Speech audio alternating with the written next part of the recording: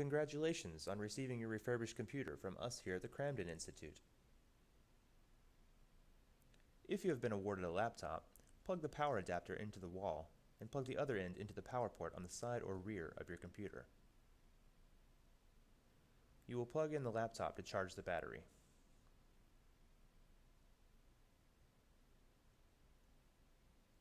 If you would like to use an external USB mouse instead of the touchpad, simply plug it into any of the available USB ports on your laptop. These will be located on the back or the sides of your computer.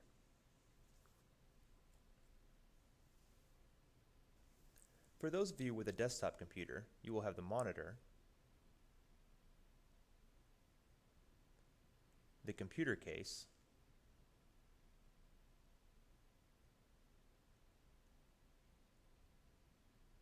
and a mouse and keyboard. First, find a suitable place like a table or desk to hold all the parts of your computer.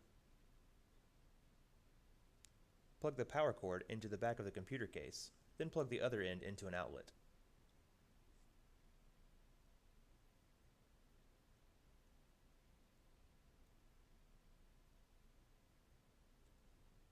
On the back of your monitor, you will see a similar place for its power cord in addition to a VGA cable which is probably already attached. The VGA cable will have a blue connector on each end.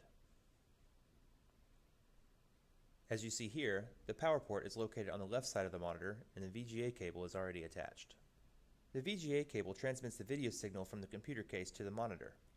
Plug the power cord from the monitor into the wall and connect the other end of the VGA cable to the blue port on the back of the computer case. It has a specific shape and will only go in one way. There are little bolts or screws on each side of the connector that you can tighten to secure it to the back of the tower.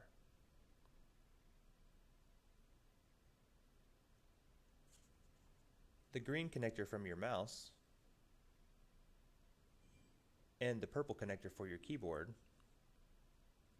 will also plug into the matching ports on the back of your computer.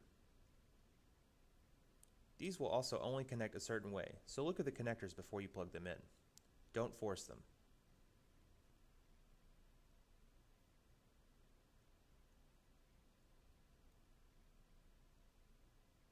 Your keyboard and mouse may have a USB connector instead of the green and purple connectors, which can connect to any available USB port on your computer. As you see here, I have 6 different USB ports that I can use for my keyboard and mouse. You will probably have at least 2 USB ports on the front of your computer, but since the mouse and keyboard will be plugged in all of the time, it makes more sense to plug them into the ports in the back. That way, you can use the front USB ports for flash drives and other peripherals.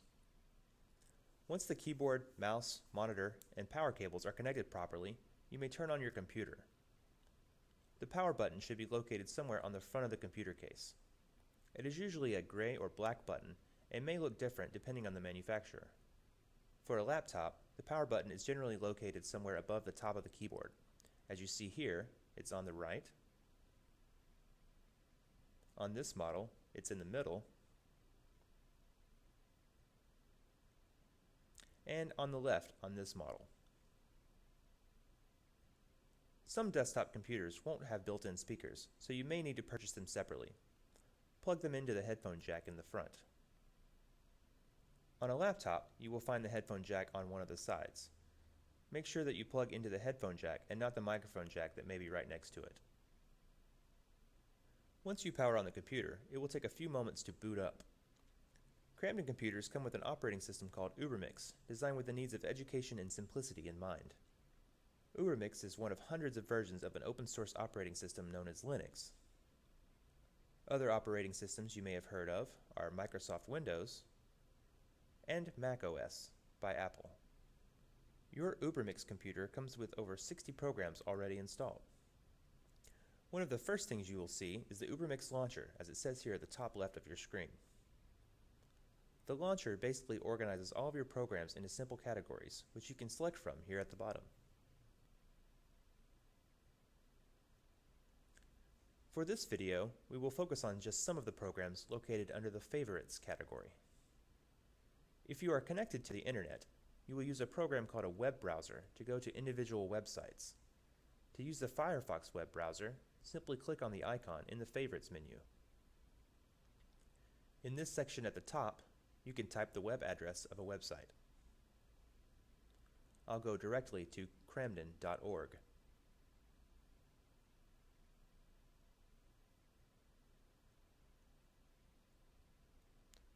I'll just click the back button to return.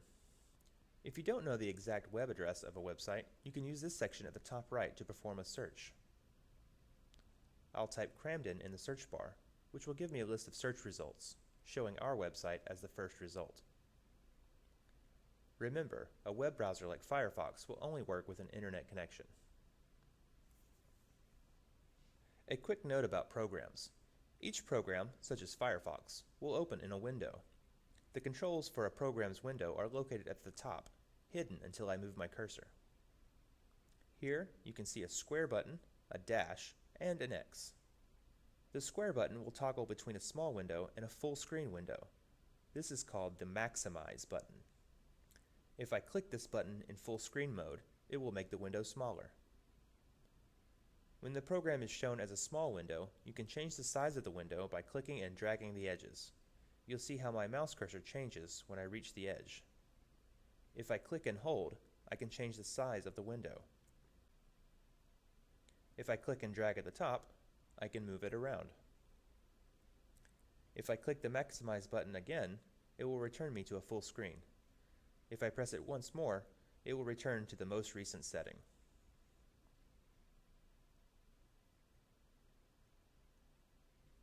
The next button that looks like a dash is called the Minimize button. This button will hide your program so you can do something else with your computer, like this. I'll use the window switcher, which we'll talk about shortly, to bring the program back into view. The final button is an X. This will completely close the program. For instance, to completely close Firefox and stop browsing the internet, I'll click on the X. Typically, closing a program will bring you back to the Ubermix launcher. The Ubuntu Software Center is where you will come to install new programs or apps. Be aware that you will not be able to fully use this program unless you have an active internet connection. Click on the icon to open it.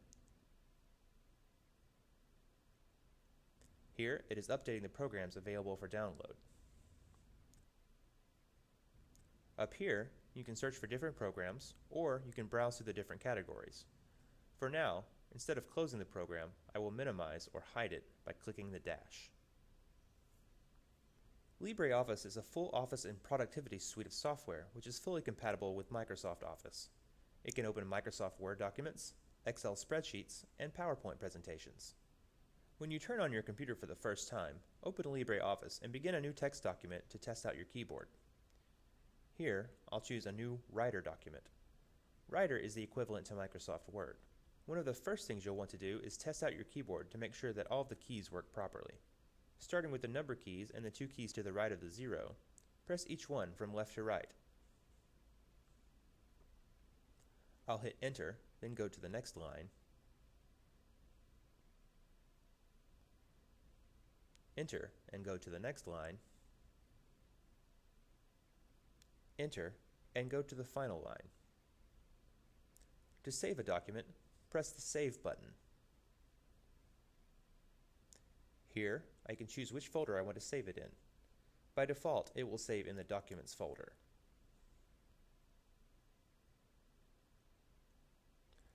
I can click here at the top and give it a new name and press the Save button. A note here. If you plan to go back and forth between your computer with LibreOffice and a school or work computer with Microsoft Office, you need to follow this procedure. Go to File, Save As, give it a name, and under the All Formats pull-down menu, move your mouse cursor down until you see these two options. Microsoft Word with a .docx or Microsoft Word with a .doc file format extension. Click the Save button and it will show this warning, asking if you are sure you want to save it in the Microsoft format, which I do, so I will select this button. And now I have a file I can use with Microsoft Word. Again, I'll minimize this program for now. If you have any questions about how to use your computer, Before calling us, take a look at the Crammed-In User Guide, seen here. Here you will find details on your new computer and answers to common questions. You will see a scroll bar on the right-hand side which you can use to move through the document. On the left, you will see the different pages highlighted as I move through the document. To move faster, use the scroll bar on the left side and click on each individual page. Once more, I'll minimize this program so I can come back to it later. As I said before, clicking on the different categories at the bottom will allow you to view all the programs on your computer. Here we have a section for files and folders, accessories, education, games, graphics, internet, office, sound and video, and system tools. I have installed some extra programs on my system, so the list of programs may look a bit different than yours. If you look up at the top panel, you will see some small icons. To view the different menus for each icon, simply click on one of them and move left or right to view each menu. To exit these menus, click outside of them.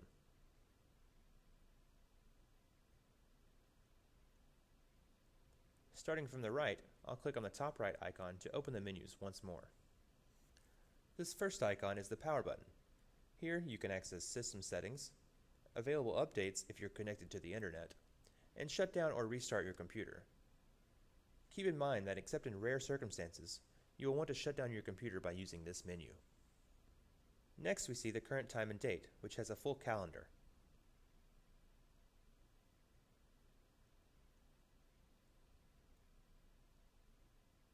The next button is the volume menu.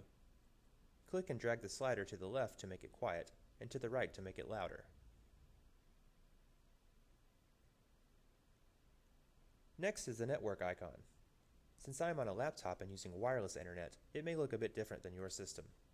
If it is a desktop computer, it will look like two arrows facing opposite directions, but it is located in the same place. With a desktop computer, you will most likely plug in an actual cable in the back of your computer and will then be connected to the internet. If your computer or laptop is able to connect to the internet wirelessly, you will see a list of any available wireless or Wi-Fi networks to join. As you see here, these are all the available Wi-Fi networks close to me. I am currently connected to the Crammed-In Guest Wi-Fi network. Be aware that most Wi-Fi networks will require a password. The next icon will be your battery life. If you're on a desktop computer, you won't have this icon. You'll see that my laptop is plugged in and fully charged. If I unplug the battery, it tells me that I have about 3.5 hours of battery life. I'll go ahead and plug it back in. The next icon can be ignored. It's for an integrated email program, but most people use a web browser like Firefox to access their email, rather than a specific email program. You can also ignore this red square, which is the stop button for the program I'm using to record this video. The last icon is called the window switcher. Remember earlier when we chose to minimize or hide those other programs rather than close them completely? The window switcher will show you all the programs in Windows that you have open. To come back to a program you were using earlier, just click on one of the items. This will recall the Ubuntu Software Center, which I will now close completely. When I use the window switcher again, you will see that the Ubuntu Software Center has been closed. Now, I will return the Crammed-In User Guide and close this program, and our LibreOffice document. Now you will see that no other programs are open.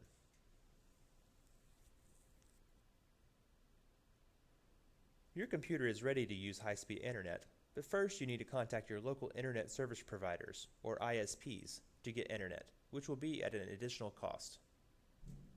Think of calling up the ISP as if you were calling to get your cable TV connected. In fact, most ISPs are run by a cable or phone company. When you set up a contract with an ISP, you will either buy or rent a cable modem from them. This is a typical cable modem. A cable modem will convert the signal from the wall into a usable internet signal. On the back, you will take the cable that comes out of the wall and screw it into the back of your modem.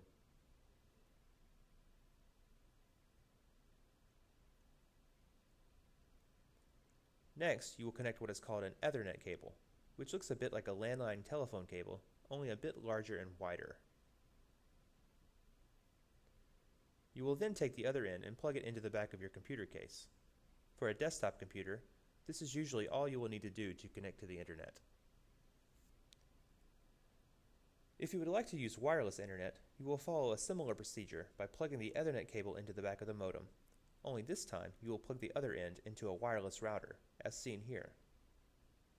Some ISPs will combine the modem and router as one device, but often you will need to purchase a wireless router separately. Plug the other end of the Ethernet cable into the port labeled Internet, shown here as a blue port.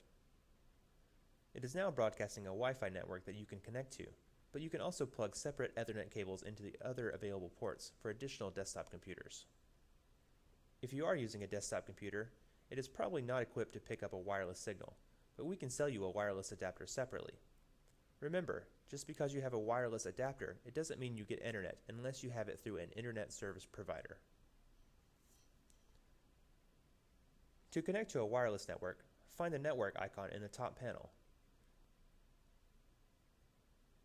It will then show you which Wi-Fi networks are in range. I'll choose the Cramden Guest Wi-Fi network, which will then prompt me to enter a password.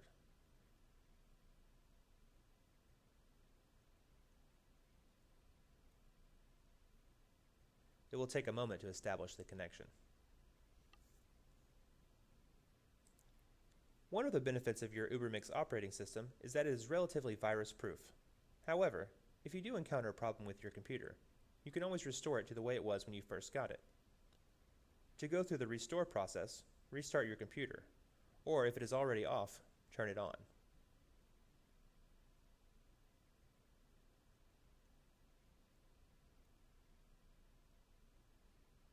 Quickly begin pressing the escape key because you will only have a few seconds to do so before the computer boots.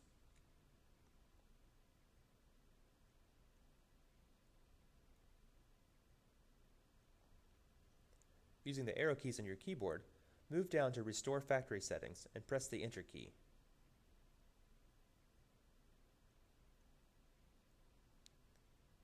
Now you will have two options. Option 1 allows you to keep all of your files, but will reset the rest of the computer. Option 2 will allow you to restore the computer completely, deleting any files or changes you have made since receiving your computer. If you require further assistance, we are pleased to offer technical support. Please consult your take-home form for specifics. The last thing I want to mention is that occasionally you may need to install a program or complete some other administrative task that will require a system password. The default password for your system is password. Congratulations once again on your new computer. If you have any problems, consult the Cramden User Guide or give us a call. Good luck!